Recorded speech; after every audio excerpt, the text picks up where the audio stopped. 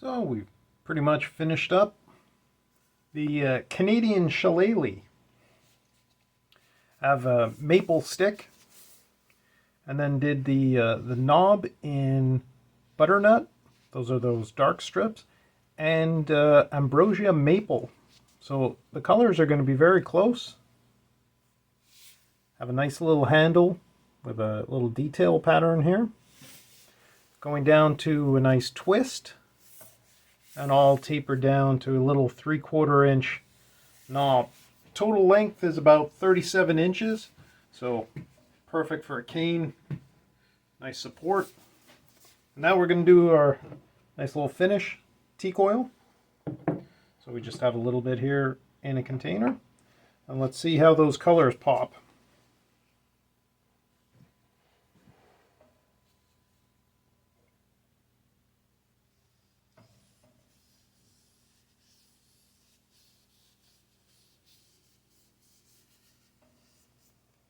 Yeah, beautiful. A couple of dark streaks, the butternuts adding a beautiful contrast between everything. Nice little strips there. That's nice. And of course the maple shaft, little light, very light brown, if not, what would you even call this? A little blonde wood color.